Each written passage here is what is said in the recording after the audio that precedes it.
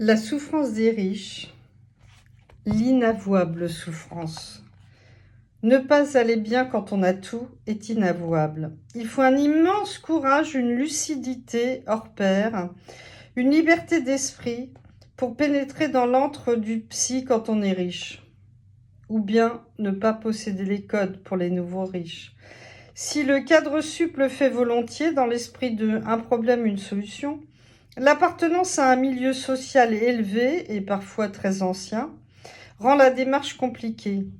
S'écouter, si l'on comprend qu'un enfant se cherche, et encore, il est inconcevable et indécent qu'un adulte s'écoute. Et si d'aventure le riche vient en thérapie, la raison officielle n'est pas en première instance la souffrance liée à l'argent. Ça, c'est le tabou. C'est par conséquent toujours avec répulsion qu'on pousse la porte du cabinet du psy, mis à part pour la petite frange d'intellectuels fortunés qui ont élevé la thérapie à un art de vivre. Mais souffrir de son argent et l'admettre reste tabou, et même pour les psys. Et si thérapie il y a, le psy doit s'armer de patience devant la personne qui, en général, assise sur le bord de sa chaise, souvent sans avoir ôté son manteau, attend passivement qu'on la délivre de ses symptômes gênants, d'un coup de baguette magique, comme ce à quoi elle s'est habituée avec l'argent. Elle préfère oublier ensuite cet incident et une telle faiblesse. Le discours récurrent et qui empêche d'entrer véritablement dans l'introspection et qu'ayant une vie parfaite, le patient ne comprend pas ce qui lui arrive. L'analyse approfondie se révèle difficile par rapport à un symptôme qui est perçu tel une anomalie. La thérapie s'avère longue si le patient n'a pas rapidement fui l'incompétence du psy, qui ne possède pas le caducée du dieu du commerce, Hermès et Mercure. Le patient fortuné, rendu passif par sa confusion de se livrer à une telle démarche et perturbé par cette dissonance fortune, malheur, ou fortune, souffrance, n'hésite pas à fustiger le psy sur ses maigres résultats, tout en refusant à jouer le jeu. Il existe aussi une autre énorme dissonance qui bloque ce travail sur soi, surtout dans le cas d'une élite qui aurait fait des études prestigieuses.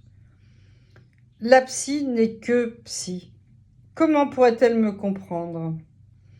Dans la logique d'un parcours scolaire élitiste, on s'est forcément orienté vers un baccalauréat scientifique, classe prépa, grande école, what else ? Pourquoi se lancer dans la psychologie ? Le psy est nécessairement un être limité intellectuellement et socialement. Et se confier à cet être médiocre n'a pas de sens. Comment pourrait-il me comprendre ?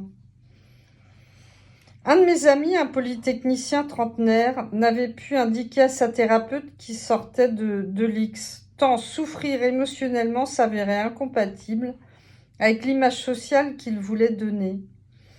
Il a fini par se suicider. C'est à la suite de ce décès que j'ai rencontré sa praticienne pour discuter de son cas et réaliser l'étendue de tout ce qu'il ne lui avait pas dit.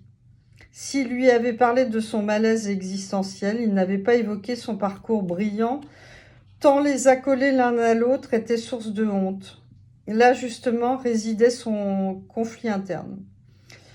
Dans ces conditions, il l'avait réduite à l'impuissance. Dans le cas de salles d'attente ouvertes, j'ai pu observer par le passé que les personnes se saluent et, si l'occasion se présente, échangent sur des sujets psy. Ce qui n'est pas le cas des gens fortunés. Le patient passe tête baissée, protégeant son identité, même dans le cas où ils ne sont pas physiquement célèbres et reconnaissables, tout simplement parce que se voir dans cette posture, dans le regard d'autrui, s'avère insupportable. Je me souviens de cette vieille actrice, admirée et renommée internationalement dans sa jeunesse. Elle scrutait la rue, comme si on allait se jeter sur elle. La réalité est qu'aujourd'hui, elle est peu reconnue, et seulement par des gens d'un certain âge qui lui manifesteraient simplement combien ils l'ont aimée. Vous voyez, enfin, c'est complètement déplacé. Le riche préfère serrer les dents et enfouir son malaise en espérant qu'il s'évapore. Il accepte parfois de prendre un médicament. Il admet plus volontiers la drogue ou l'alcool, qui peuvent passer pour une démarche ludique et sociale pour supporter cette existence très particulière où il faut toujours faire bonne figure. On pourrait croire que ce genre d'état d'âme n'appartient qu'aux nouveaux riches qui ont besoin de s'acclimater à leur inhabituel statut et au rejet qu'ils essuient de la part de la haute société traditionnelle. Effectivement, c'est un moment à passer pour ces gens. Leur patrimoine à gérer devient donc leur souci et travail, éventuellement avec l'aide des family office et cabinets de gestion de fortune, pour pallier le manque de soutien et de conseils qu'ils pensaient recevoir de leur père, enfin de ceux qui étaient fortunés.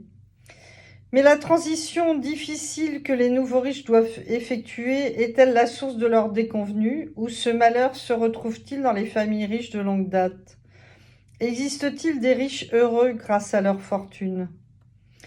Le premier lien entaché par l'argent et le plus perceptible est le lien à autrui. Nous allons explorer de quelle manière intrinsèque la richesse déséquilibre ce rapport aux autres, à soi, à la vie. Pour le prochain épisode. Merci.